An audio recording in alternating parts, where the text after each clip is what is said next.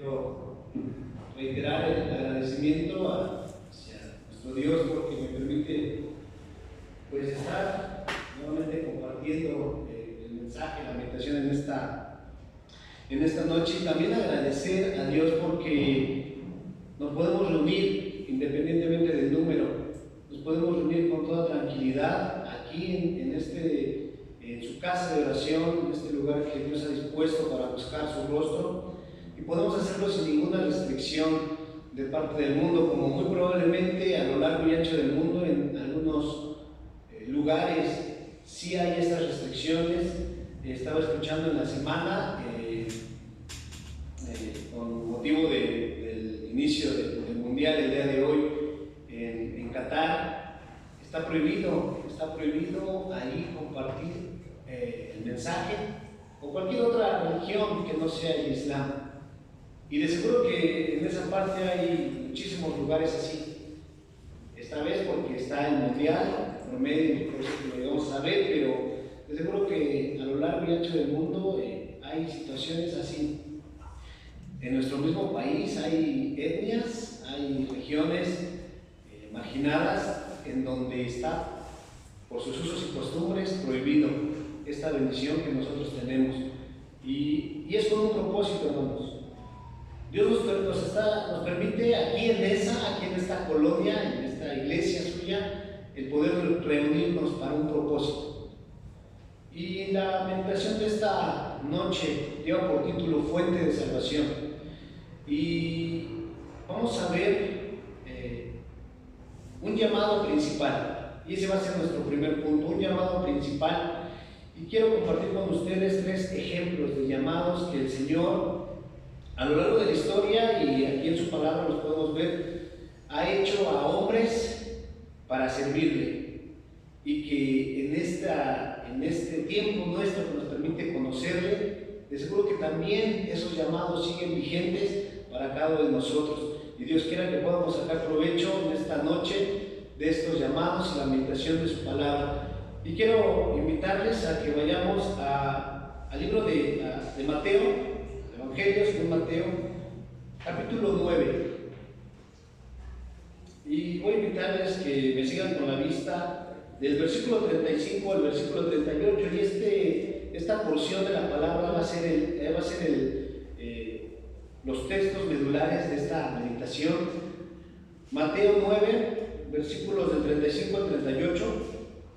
Y yo le voy a dar lectura, hermanos, ustedes me siguen con su mirada. Dice la palabra: recorría Jesús todas las ciudades y aldeas, enseñando en las sinagogas de ellos y predicando el evangelio del reino y sanando toda enfermedad y toda dolencia en el pueblo. Y al ver las multitudes tuvo compasión de ellas, porque estaban desamparadas y dispersas como ovejas que no tienen pastor. Entonces dijo a sus discípulos: a la verdad la mies es mucha, mas los obreros pocos. Rogad pues al Señor de la mies que envíe obreros a su mies. Y para muestra un botón de lo que acabamos de leer, ¿cuántos podemos estar aquí en esta noche? Pocos en número.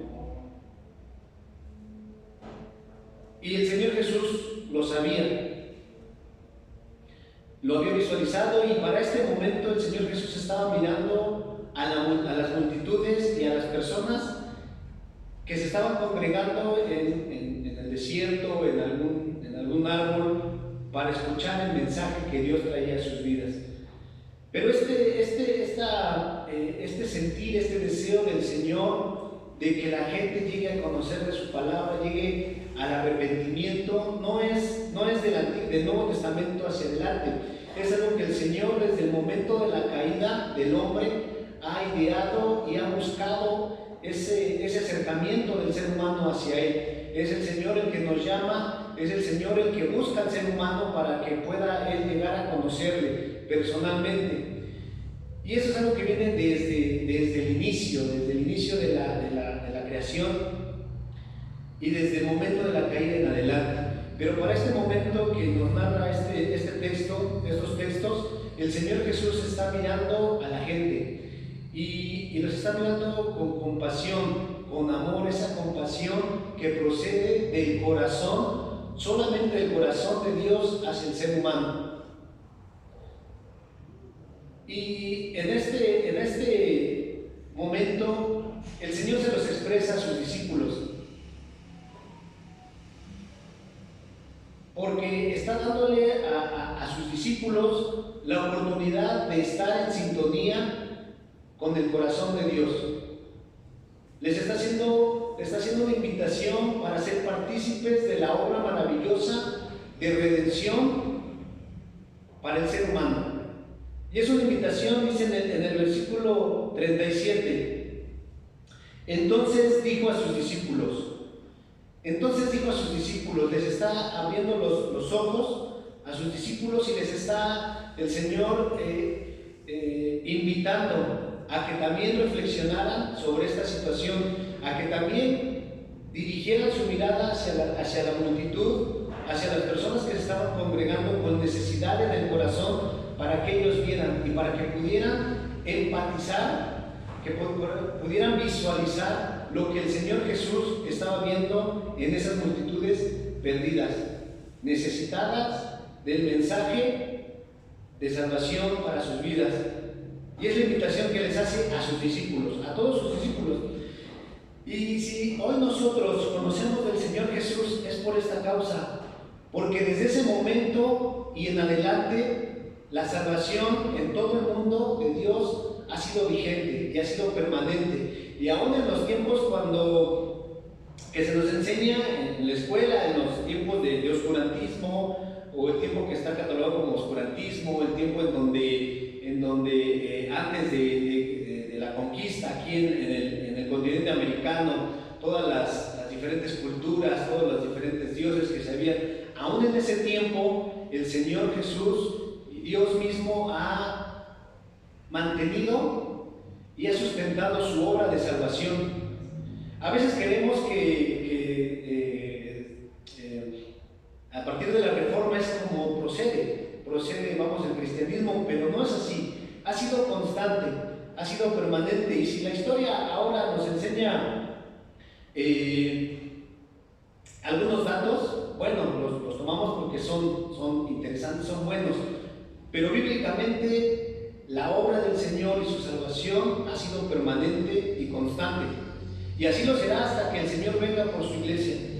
Pero en este momento el Señor les está diciendo a sus discípulos, les está invitando a eso. Y en el versículo 38 les da una indicación: rogad pues al Señor de la mies que envíe obreros a su mies. Ahora les está dando un mandato. Ya los invitó, les está haciendo partícipes, y ahora les está diciendo cómo hacer esta labor y cómo llevar a cabo esta labor que el Señor, que nace del corazón de Dios. Y este es el principal llamado para cada uno de sus discípulos, para cada uno de aquellos que le conocemos. Rogad pues al Señor de la mies que envíe obreros a su mies. Independientemente de nuestra condición intelectual, independientemente de nuestra posición económica, independientemente de nuestras capacidades físicas e intelectuales, nosotros, si somos discípulos del Señor, tenemos que cumplir con este mandato. Rogad pues al Señor de la mies. Rogad por aquellos que necesitan conocer de Dios. Y de esta manera estar en sintonía con el plan ya establecido de Dios para que su nombre pueda llegar a conocerse. Rogad pues al Señor de la mies. Y esto es importante, muy importante, y esta es una de las partes medulares que debemos de tener como cristianos: la oración, el rogar a Dios, el estar clamando a Dios porque Él sustente su obra, porque Él bendiga su obra. ¿Quién, hermanos, realmente no hemos tenido el deseo de ver un avivamiento en nuestra iglesia, en nuestro país, en nuestra familia. Y realmente cuando escuchamos o leemos las anécdotas de aquellos hombres que fueron protagonistas en avivamientos en Inglaterra, en Escocia, en Holanda, en muchos diferentes países, en China, no arde nuestro corazón cuando lo escuchamos. No deseamos que Dios bendiga pues este país, bendiga esta su iglesia, de manera que pues haya una respuesta positiva de parte de las personas, de parte de nosotros mismos que ya le conocemos, para venir y adorarle. ¿No nos gustaría ver una obra así tan maravillosa? ¿No nos gustaría en este momento tal vez ver la iglesia llena? Y no para nosotros, sino para ver una iglesia llena que realmente esté alabando y glorificando, engrandeciendo el nombre del Señor por la obra que ha hecho a favor de nosotros, por la salvación que nos ha dado. De seguro que sí nos gustaría. Pues entonces, hermanos, rogad pues al Señor de la mies, porque envíe obreros a su mies, porque haya hombres y mujeres que estén dispuestos a ir a compartir su palabra y de esa manera ver un avivamiento en nuestros días. Dios quiera que podamos verlo, porque Dios lo puede hacer y lo ha hecho a lo largo de la historia.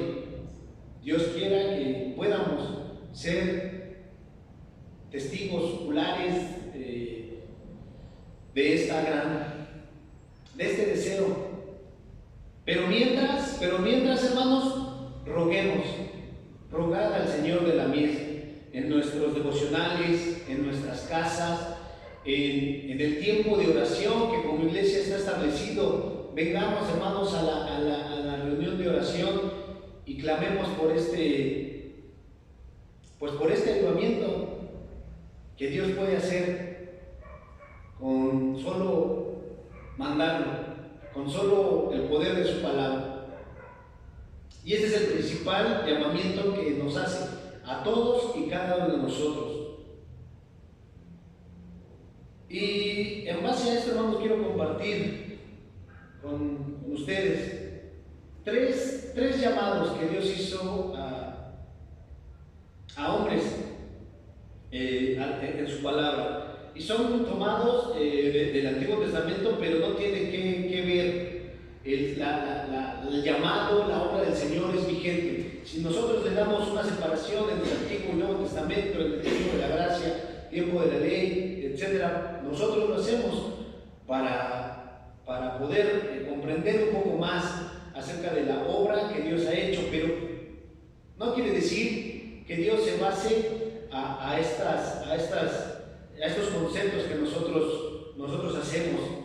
El llamado de Dios, la obra de Dios, vuelvo a repetir, es desde hace mucho tiempo. Lo comento solo para no encasillarnos en esa parte de decir, bueno, eso fue en el Antiguo Testamento, ahora ya estamos en otro tiempo.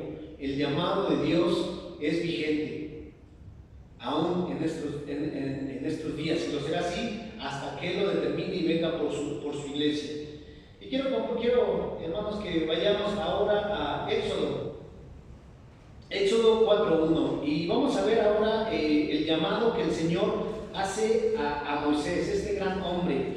Y se puede sacar muchísima enseñanza acerca de la vida de Moisés. La vida de Moisés la podemos separar en tres etapas: su vida en Egipto, su vida en el desierto y su vida en el llamado. Y para este momento que vamos a ver, y que es al final de la segunda etapa, antes de que el Señor llamara a Moisés. Y para este momento Moisés había huido hacía ya 40 años que había huido de Egipto por haber matado a un hombre, un egipcio. Huye para salvar su vida, pierde todo lo que él había hasta este momento tenido. Había vivido en una condición acomodada, con todas las facilidades de su tiempo, era hijo de la hija de Faraón, y él había huido de Egipto por esta razón. Ahora, en ese momento ya había aprendido a pastorear, ya había aprendido a estar en el desierto, a estar cuidando a las manadas de animales que eran, a los cuales era pastor. Probablemente hasta este momento y antes del llamado del Señor a Moisés, no lo dice la Biblia y solamente como una divagación, tómeseme. Probablemente Moisés estaba, pues había estado arrepentido por aquella acción que había tomado. Vuelvo a repetir, no lo dice la Biblia, eso es parte de una simple divagación mía. Y probablemente había en su vida algún sentimiento de fracaso, algún sentimiento de derrota, dado que había estado acostumbrado en sus primeros 40 años a vivir de una manera acomodada. Probablemente tenía sirvientes en el momento que vivió en Egipto, pero en este momento ya no. Y Dios le llama al final de esta segunda etapa. Y dice en el versículo 4, versículo 1, entonces Moisés respondió diciendo, he aquí que ellos no me creerán, ni oirán mi voz, porque dirán, no te ha aparecido Jehová. Moisés estaba, después de esta situación, de este trauma que había vivido, de haber tenido todo y haberlo perdido todo de un día para otro, y haber vivido 40 años en esta manera, Dios lo llama y le dice, ve a liberar a mi pueblo porque he escuchado la aflicción de ellos. Y Moisés, al tener este llamado, empieza a buscar excusas y dice, no me creerán ni me oirán y dirán, no te ha aparecido Jehová. En primera instancia, Moisés tiene tres cartuchos, por así decirlo. Y ese es el primero. En el momento en que Dios le llama a Moisés, él trata de culpabilizar o responsabilizar a las demás personas. Dice, es que Señor, si voy no me van a creer. Les está responsabilizando a cada uno de ellos cuando no lo había hecho. Puede ser por esta situación que comenté, el miedo, el trauma y el regresar a aquel lugar en donde él había tenido todo, volver a Egipto. Y ese es el primer cartucho que usa para hacer cambiar a Dios de opinión. He aquí que ellos no me creerán ni oirán mi voz, porque dirán, no te ha aparecido Jehová. Es el primer argumento que Moisés da a Dios. El Señor le sigue, le muestra señales.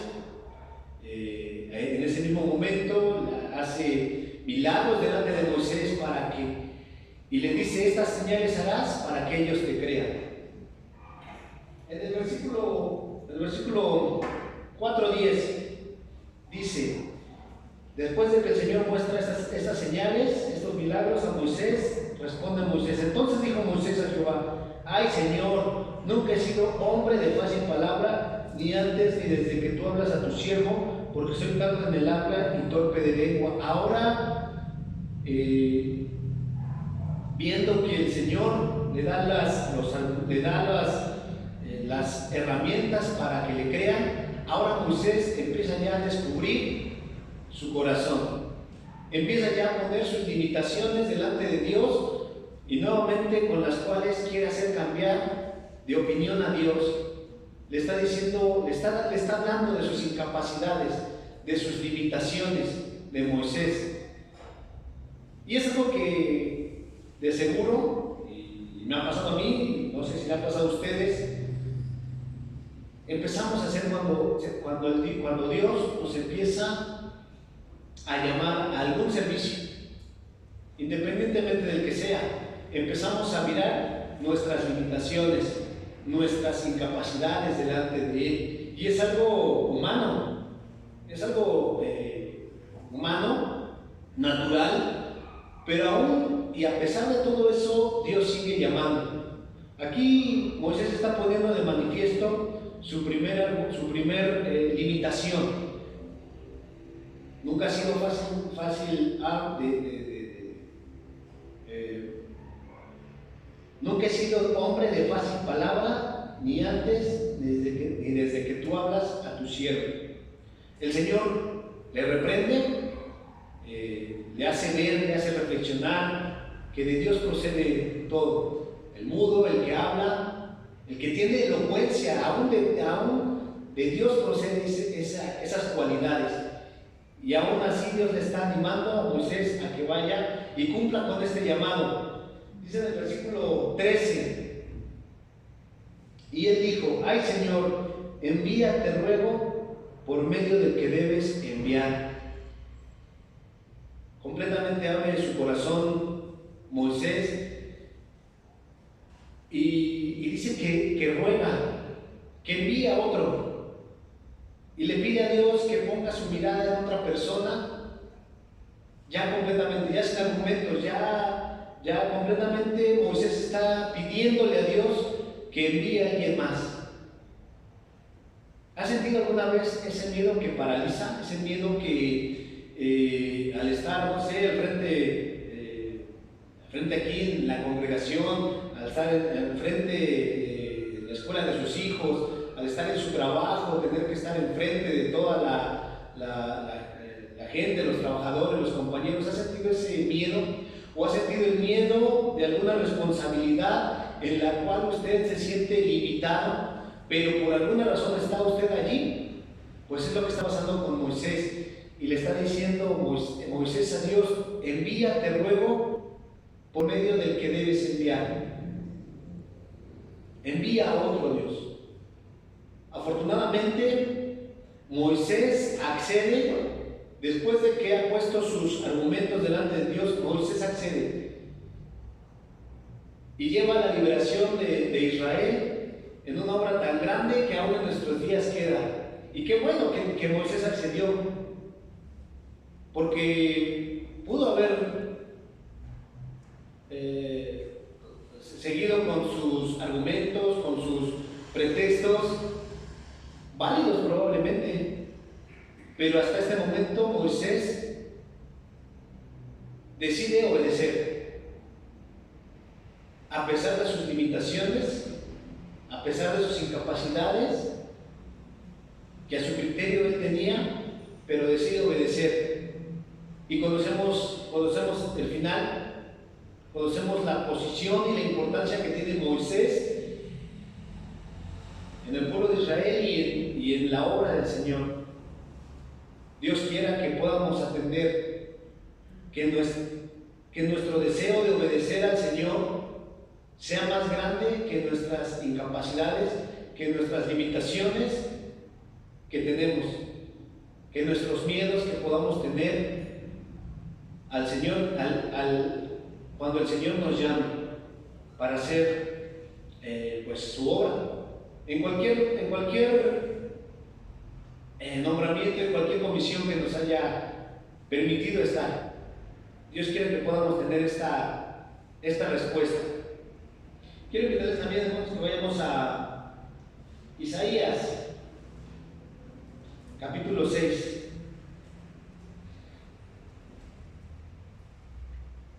Isaías capítulo 6.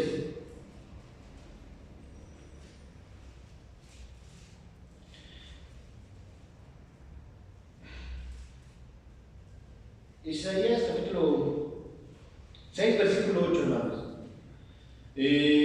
Nuevamente el Señor llama a alguien, llama a Isaías. Después oí la voz del Señor que decía: ¿a quién enviaré? ¿Y quién irá por nosotros? Entonces respondí yo: heme aquí, envíame a mí. Es una respuesta, es una de las actitudes más nobles y más solícitas que podemos encontrar en la Biblia. La respuesta de Isaías hacia el llamamiento del Señor.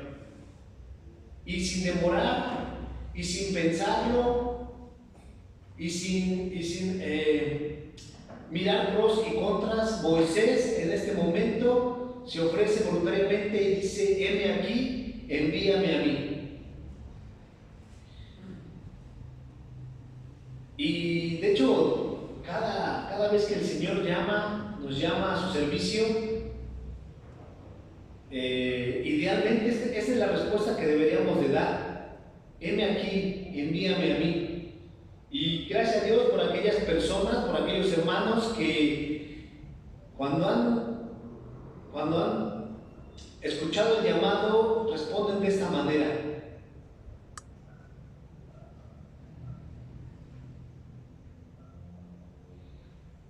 Y nuevamente el Señor en este diálogo que tiene en el versículo 8 hace una pregunta retórica: ¿a quién enviaré y quién irá por nosotros?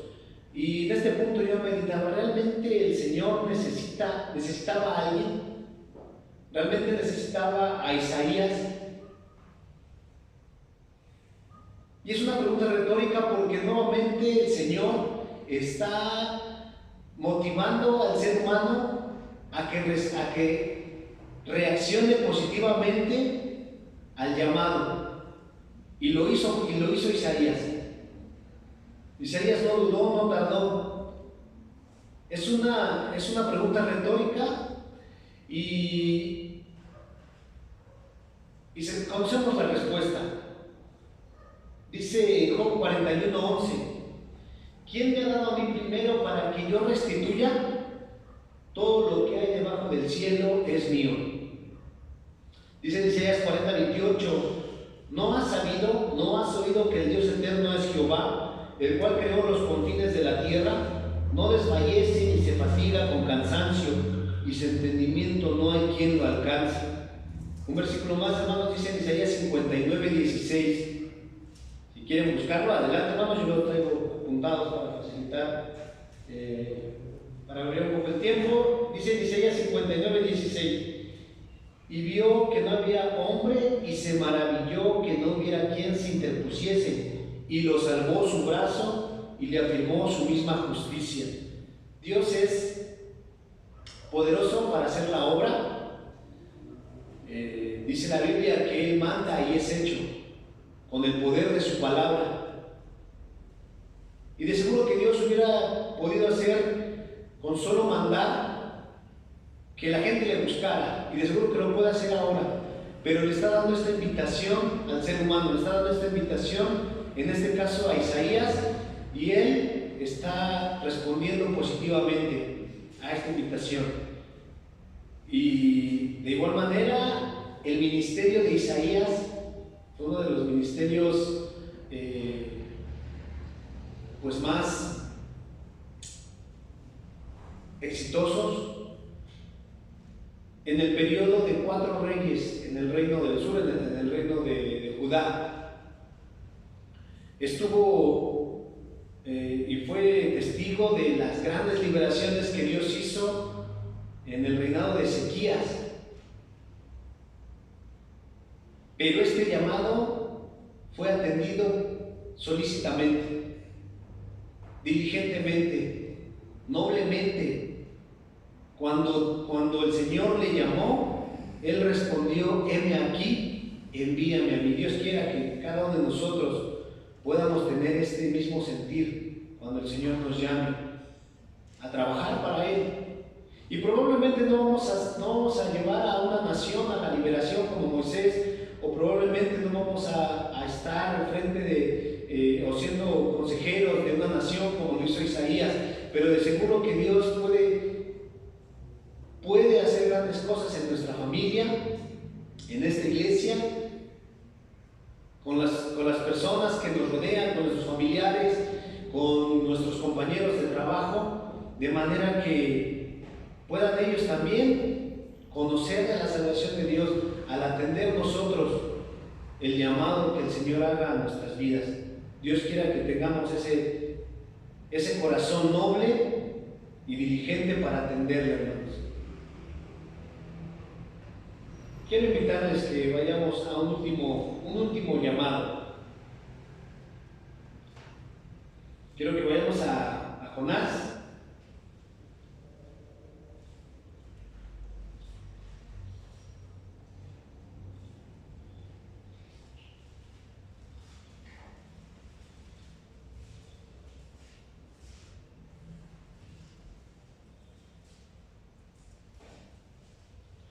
Jonás, hermanos.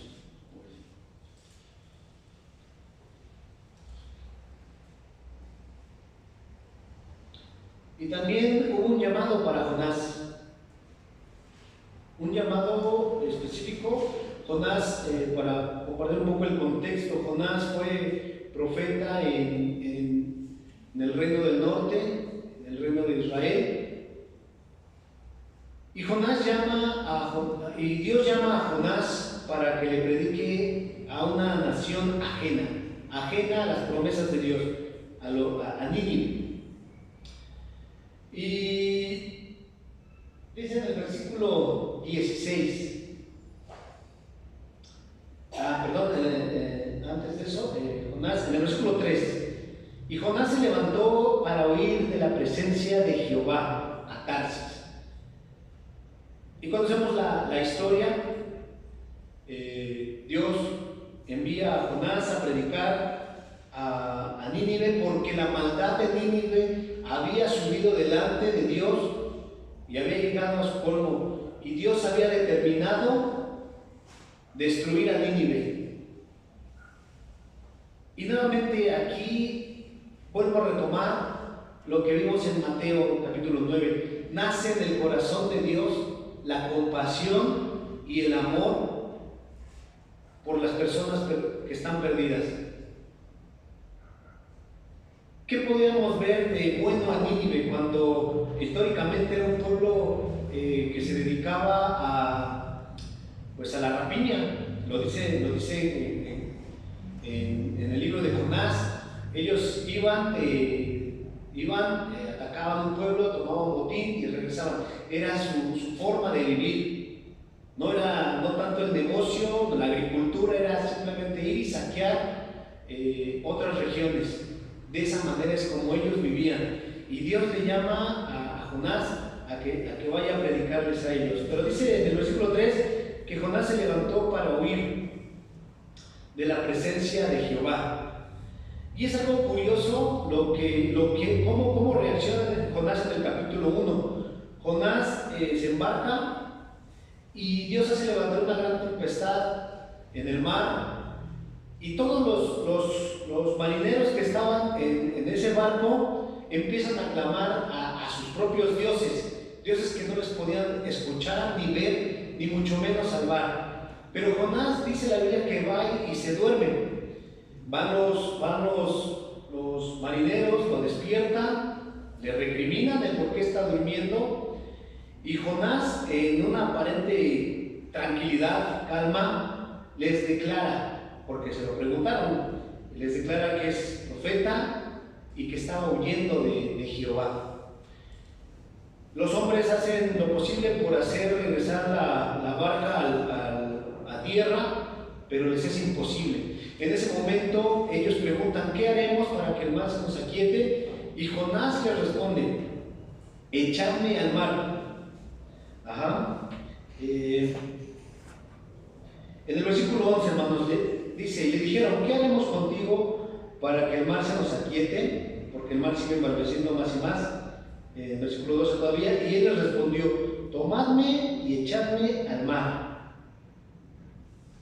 Y pareciera increíble su respuesta de Jonás, porque estaba en medio de la gran tormenta. Por más buen nadador que fuera, de seguro iba a morir ahogado. ¿Sería que no le tenía miedo a la muerte Jonás? Jonás sabía a dónde iba a ir. Jonás sabía que al pasar ese trance, al pasar ese momento en donde físicamente moriría, despertaría en la presencia de su Dios, despertaría en gloria, gozando las maravillas y la presencia de Dios. Sabía de salvación. Jonás estaba seguro que iba a despertar en gloria. Y Dios quiera que cada uno de los que estamos aquí podamos estar seguros de esa situación también. En el momento en que nosotros partamos de este mundo, podamos estar seguros, convencidos de que después de ese suceso despertaremos en la presencia de nuestro Dios, no por nuestros méritos ni por nuestras justicias, sino por la obra del Señor en la cruz, que nos da acceso a estar con Él en gloria. Y de seguro que Jonás lo sabía. Y aquí hay algo importante. Jonás lo sabía y estaba seguro de salvación. Y varias veces Jonás repite que para él mejor le fuera morir que haber cumplido con este llamado. Pero Jonás estaba siendo un tanto egoísta, porque él sabía que despertaría en gloria. Pero Dios estaba mirando otra situación sumamente grave en la vida de los ninivitas. En el momento que el Señor justamente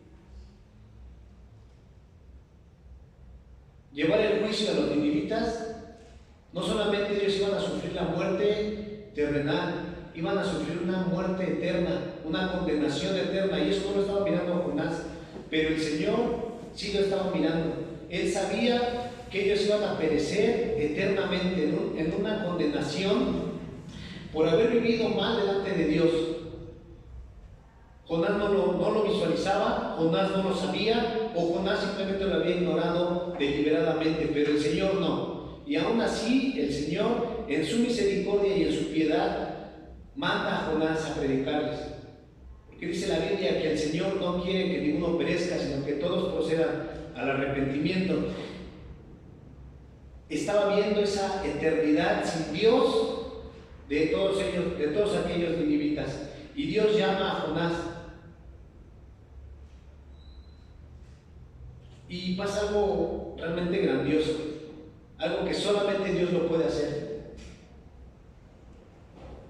En toda esta historia, y cuando los marineros echan al mar a Jonás, dice en el versículo 16: y temieron aquellos hombres a Jehová, está hablando de los marineros, con gran temor, y ofrecieron sacrificio a Jehová e hicieron votos. En la renuencia de Jonás, en el llamado renuente de Jonás,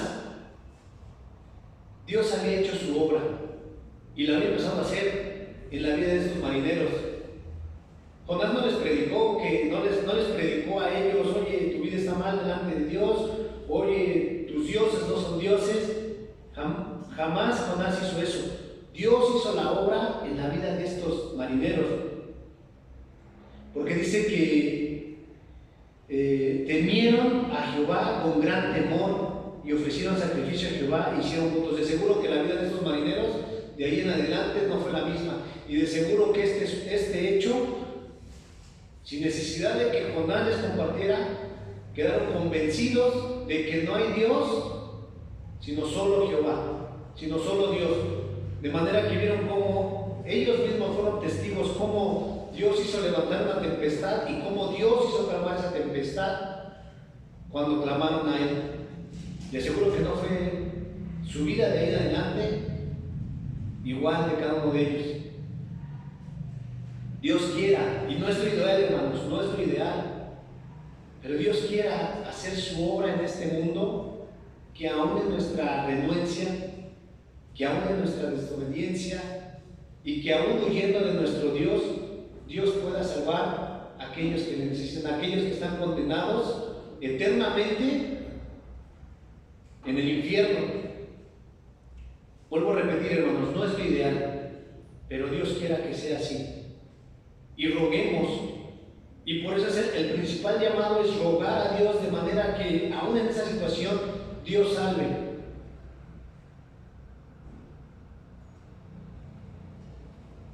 Que Dios quiera hacer esa obra tan grande en nuestros días, y que podamos verlo y que podamos ser partícipes.